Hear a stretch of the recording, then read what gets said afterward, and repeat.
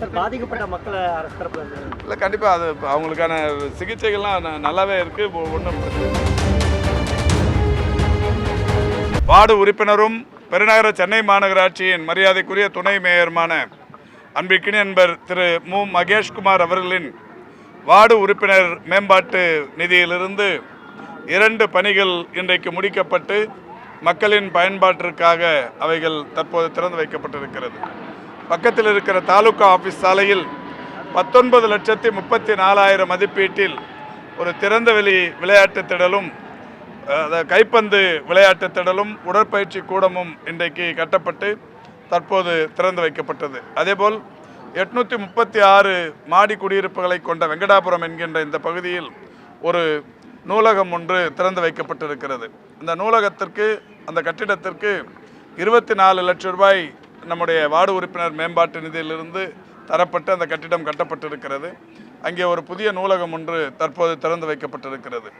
ஒரு நூலகம் திறக்கப்படும் போது பல சிறைக்கதவுகள் மூடப்படுகிறது என்கின்ற வகையிலான அந்த சீரிய கூற்றுக்கு ஏற்ப நூலகங்கள் சைதாப்பேட்டையில் தொடர்ச்சியாக திறந்து வைக்கப்பட்டு கொண்டு வருகிறது. ஏற்கனவே சட்டமன்ற உறுப்பினர் மேம்பாட்டு நிதியில் நம்முடைய மடுவின்கரை மாநகராட்சி மேல்நிலைப் பள்ளியில் ஒரு நூலகம் திறந்து வைக்கப்பட்டது. இதே வட்டத்தில் ஜோதியம்மாள் நகர் என்கின்ற ஒரு குடிசை பகுதியில் ஒரு நூலகம் திறந்து வைக்கப்பட்டிருக்கிறது. இந்த ஒரு 3 ஆண்டுகளிலேயே 3வது நூலகமாக இங்கே இந்த நூலகம் தற்போது திறந்து வைக்கப்பட்டிருக்கிறது. இந்த நூலகத்தை பொறுத்தவரை இந்த பகுதி மக்களுக்கு, குறிப்பாக பகுதியில் வசிக்கிற மாணவர்களுக்கு பெரிய அளவில் தேர்வு காலங்களில் உறுதுணையாக இருக்கும் என்கின்ற வகையில் அதற்குரிய நூல்களோடு மாவட்ட நூலகம் இதை நிர்வகிக்க இருக்கிறது. அதை தற்போது திறந்து வைத்திருக்கிறோம்.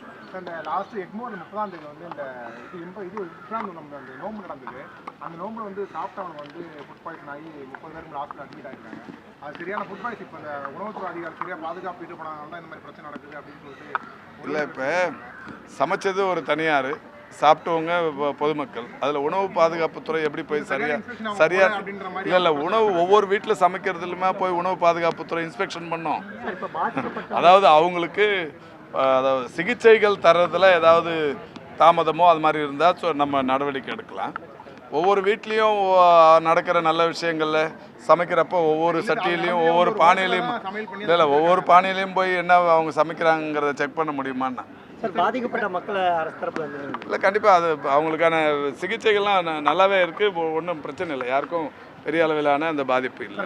ராணிப்பாட்டி ஸ்ரீ சோழிங்கர் ஹாஸ்பிட்டல் இன்னைக்கு வந்து ஊசி வந்து மாற்றி போட்டிருக்காங்க, குழந்தை ஒன்று இறந்துருச்சுன்னு சொல்லிட்டு போராட்டம் பண்ணிருக்காங்க. இல்லை, அது அரசு மருத்துவர்கள் சர்ப்ளஸாக இருக்கிறாங்க. எல்லா பத்திரிகையாளர்களுக்கும் தெரியும். அது சென்னையில் இருக்கிறவங்க நீங்கள் கண்கூடாக பார்த்தீங்க. போன மாதம் தான் 2642 மருத்துவர்கள் 2026ஆம் ஆண்டுக்கு காலியாகிற இடங்களையும் கருத்தில் கொண்டு எடுக்கப்பட்டிருக்கிறது. மருத்துவர்கள் காலி இடம்னு நீங்களே சொன்னால் எப்படிங்க?